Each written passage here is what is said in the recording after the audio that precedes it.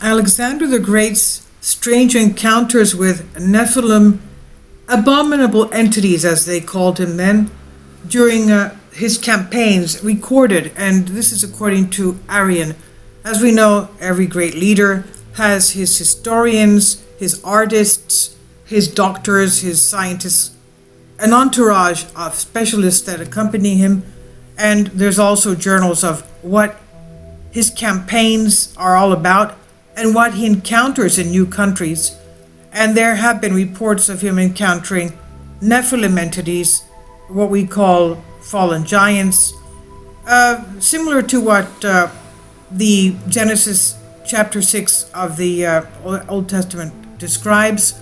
The giants, 6-fingered, 6 toes, and even before the flood and even after the flood, they were around. And we know, for example, young David had an encounter with Goliath, and Goliath and his brothers were all giants, 6-fingered, 6-toed.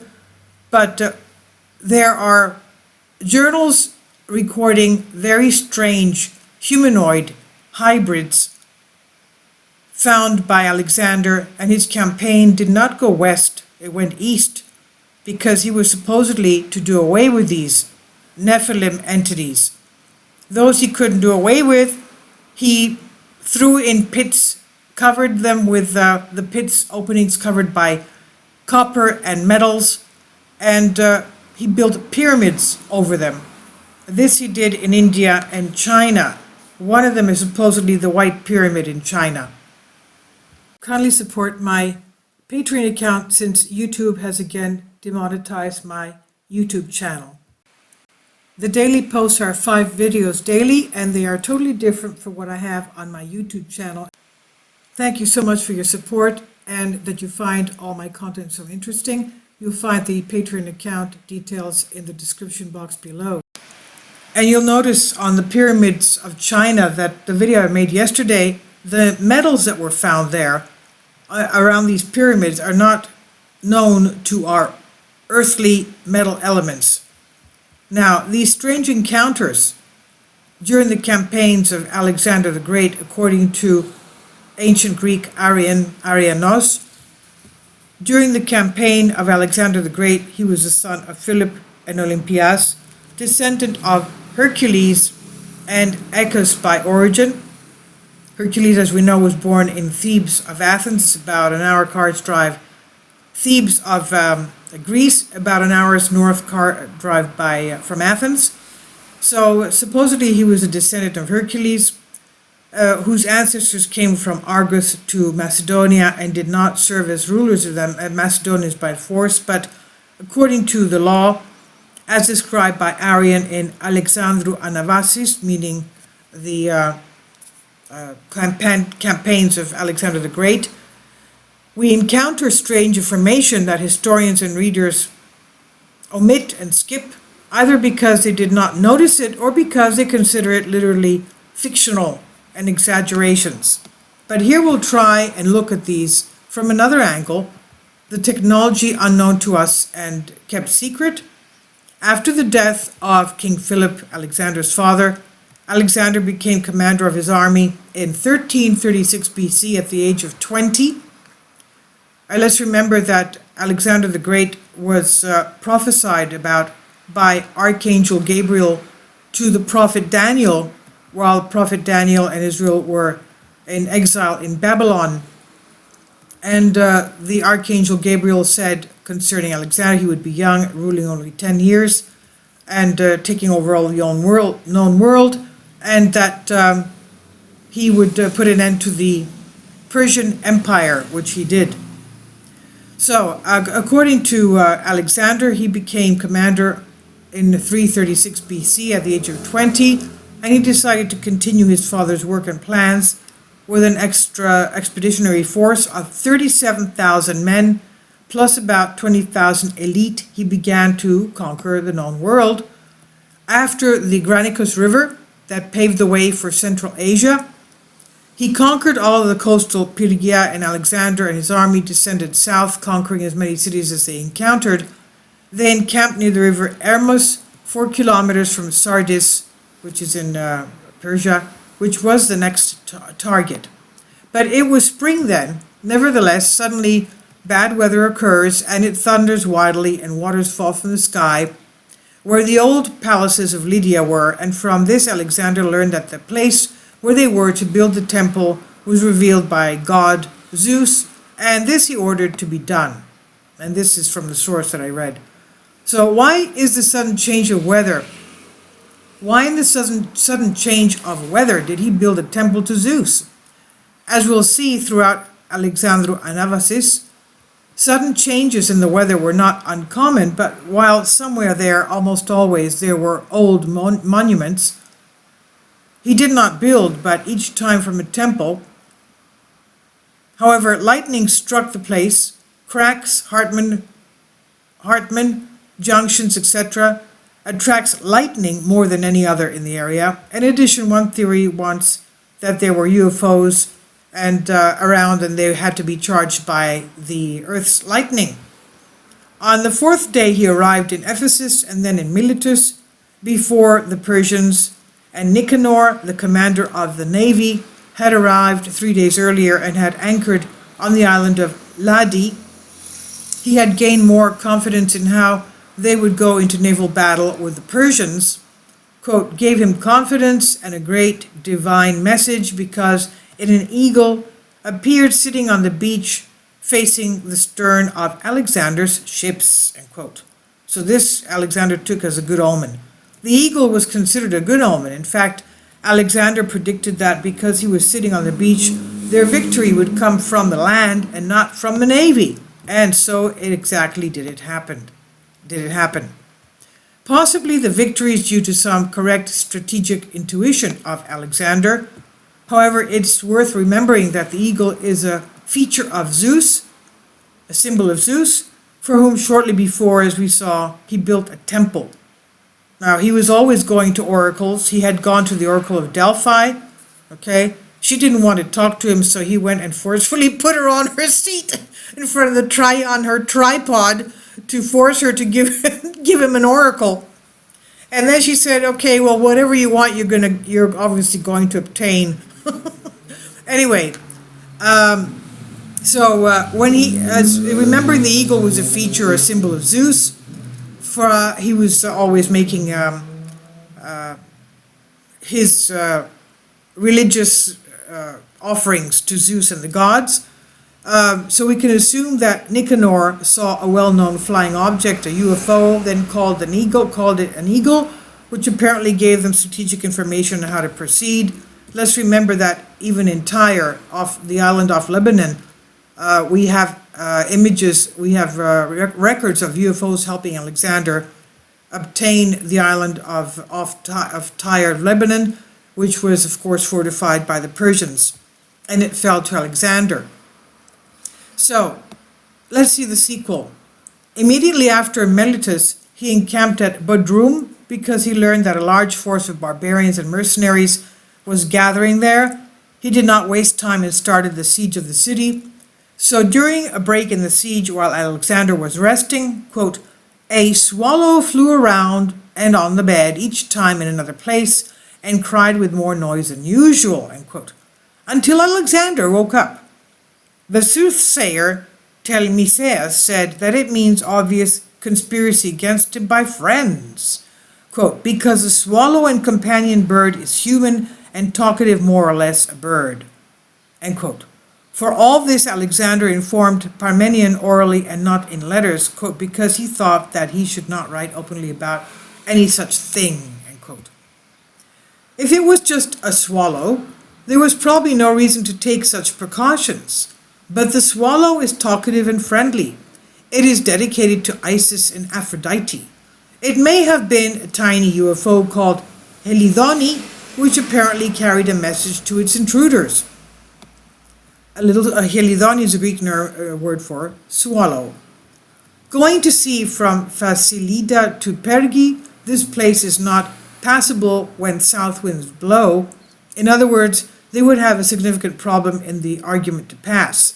Despite this, it leads its own from there when without at least an obvious cause, quote, of violent south winds blowing their northerly winds, not without the divine help, as they themselves explained when they have made the passage easily and quickly, end quote. Notice that while blowing south, suddenly the winds change to north. And it becomes clear from the description of the text that Alexander knew this information. But how did he know that the winds would change as soon as he got there?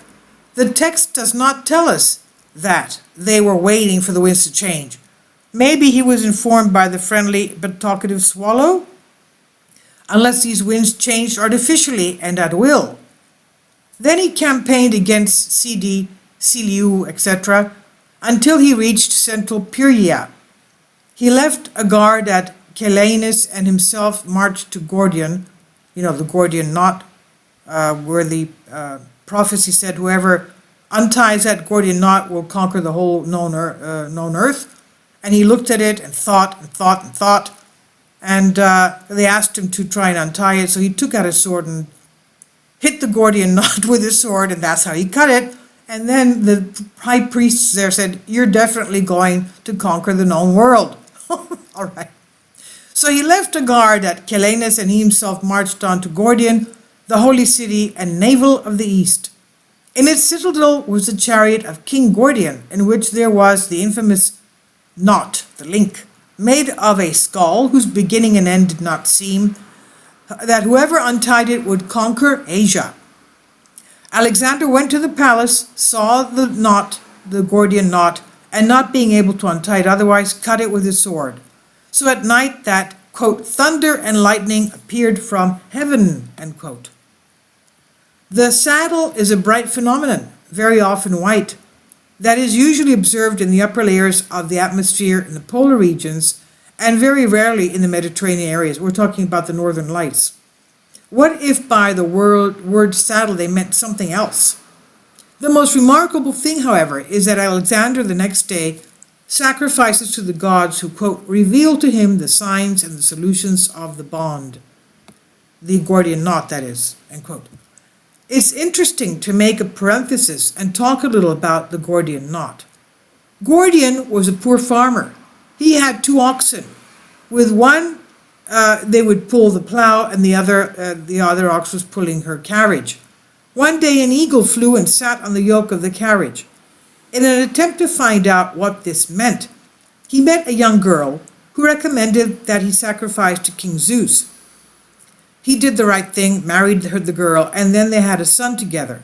The son's name was Midas. The Midas touch, everything he touched turned to gold. There were riots in the city at the time, and an oracle said that the one who would come in a carriage would get rid of them. Then Gordian entered the city with his wife and Midas. As soon as the Pyrgians saw them, they immediately made Midas their king. He freed them from the riots, and as a thank you for sending the eagle, dedicated the carriage to Zeus. The carriage, on the yoke of which the eagle had sat, which was the bond of the yoke, the Gordian knot. So if we take into account the theory that says that Jupiter, that is, Zeus, was driving a flying chariot which was powered by the electric charges of lightning, in combination with the previous and the next texts, some conclusions are inevitable. Then the Macedonian army commands Tarsus, and a little later makes the Battle of Ison in November 333 BC. He descends to Marathon and Sidon to reach outside the invincible Tyre, the city of Tyre in Lebanon, and to begin to besiege it in August 332 BC, after 7 months of trying. At first, Alexander wanted to make a sacrifice to the Tyrian Hercules, but because for the sacrifice they had to enter the city, the Tyrians suspected a trap and refused. So Alexander assembled a war council. The siege of Tyre, however, was not an easy task. The Tyrians were also great sea emperors, which means that their experience was worthy of the Greek. Then their city was on an island and was fortified with very high walls. For strategic and political reasons, Tyre had to be conquered. Alexander himself easily persuaded his men to launch military operations against Tyre because, quote, some divine sign strengthened his conviction that that night he appeared in his sleep, that he was attacking the wall of fire, and Hercules welcomed him and led him into the city, end quote. Now pay close attention to this belief of Alexander. Alexander, however, did not stand in the dream. The siege began immediately. He ordered an embankment to be dug from the land to the city. In other words, a ramp. In other words, he joined Lebanon, the coast of Lebanon, with the island by building a fake, like a landfill ramp. So they wouldn't have to cross the sea from the coast of Lebanon to Tyre. They would just go across the land-filled ramp, the embankment. And almost in parallel with their, he dug the embankment to be dug from the land to the sea. They erected towers and siege engines, and while the Tyrians retaliated with the first fiery ship in history, but Alexander was not intimidated. He ordered the construction of larger and stronger attack machines and ordered a raid. And almost in parallel with their own efforts to overthrow the wall, quote, listen to this, a triangular formation of flying shields flew over the Macedonian camp, that is Alexander's camp. Flying triangular shields in formation. Then they marched over the city of Tyre, in front of the astonished eyes of thousands of warriors. Suddenly the largest shield emitted a ray of light, followed by others, and part of the stone walls of Tyre collapsed as if from mud, end quote. So what did it do? This triangular flying shield hit one of the walls with a laser ray or something? Possibly the specific information to be false or imagined or misinterpreted, as nowhere mentioned in Arrian. However, in a painting from 1458 in the National Library of France shows Macedonians looking at a fiery chariot in the sky. But the Macedonians also succeeded and threw a large part of the wall, in another part of it, and after towers and post towers were conquered, Alexander proceeded through the ramparts in the direction of the palace, and finally sacrificed to Hercules for his victory and organized games and candlelight vigils, games meaning athletic games. So as we see, the triangular formation of flying shields refers to modern descriptions by UFOs. Surely we could give many interpretations, perhaps hasty. Whatever these flying shields were, they were certainly not unidentified flying objects, UFOs, but known UFOs, at least to Alexander. He knew of these flying objects, that they would be coming to help him. So he wasn't scared of them. Now Alexander, despite the difficulties he knew he would face, that the certainty of victory from the dream with Hercules, the seer Aristander, that is Alexander's fortune teller or seer, interpreted the dream that Tyre would be conquered with difficulties, since the deeds of Hercules were done with difficulty. But the question is another. Is it a coincidence that after the dream in which Hercules would, quote, receive him and lead him into the city, unquote, they actually welcomed him and led him and his army, flying shields? Unless it was a dream, but did Alexander somehow agree to this reception?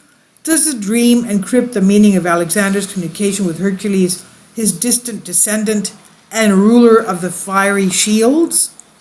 After Tyre, he went to Egypt with Gaza as his first target. There he prepared for the attack on the wall, and while Alexander sacrificed during, according to the standard, quote, one of the carnivorous vultures flying over the altar with a stone beats his head from above, which he lifted with both his feet, end quote. A sign, as the seer Aristander explained to Alexander, that he would conquer the city, but he himself had to beware. Alexander was initially kept at a safe distance, but was later forgotten and took part in the battle, where he was wounded by a catapult arrow. He immediately remembered the oracle and rejoiced, because that meant that he would take over the city, and he did. Note that some stones also have healing properties, for example, for snake bites, but the main thing is that some of these stones can make you hear the gods at the time of prayer. Wow, okay. This is very important for the verse. The vultures conveys a hidden message to Alexander from Zeus or Hercules, which is deciphered by the seer Aristander. After the fall of Gaza, after 7 days, he reached Pelusium in Egypt, and from there to Memphis, where he offered a sacrifice to the god Ptah, that is, the god Hephaestus. He descended the Nile, built Alexandria, and moved to the oasis of Shiva, where the oracle of Amun-Zeus, his father, was located. Now, if you see the video, I have a video concerning the supposed tomb of Alexander the Great, confirmed by the Egyptian government as being in the oasis of Shiva. Now, because of what they found there. Now, to get there, to the oasis of Shiva, to get there, one had to cross the desert, which, to note, had no water, no trees, no hills, nothing else distinctive. And it was a vast desert where no matter how hard you walked until you reached your destination, it was as if you were constantly in the same place. In fact, especially when the south wind blew, it covered and with sand traces of the road that led to the oracle. So in these conditions, the army lost its way. Fortunately, though, 2 dragons, quote, marched in front of the army shouting, and Alexander ordered these guides to follow the dragons who believed at the divine point. So there is also the opinion that 2 crows who flew in front of the escort, they became Alexander's guides. Arrian himself admits here, quote, that something divine helped him, end quote, but discreetly adds that, quote, the truth of the rumor was taken away by those who told about it in various ways inconsistently, end quote. So yes, Alexander the Great had divine help. Maybe they were not dragons, maybe they were not crows again. Who showed them the right way? Maybe it was flying shields, UFOs, IFOs, or that is identified flying objects as opposed to unidentified flying objects, or something else that some people deliberately removed the truth of the rumor. A little later, the priests of the holy Ammon greeted Alexander as the son of Ammon, that is, Zeus of the Egyptians. And this is from bibliographical notes of Arrian and Orpheus and Axio Theodore. I've translated this for you from a Greek article. Please leave your comments, and thank you for your support.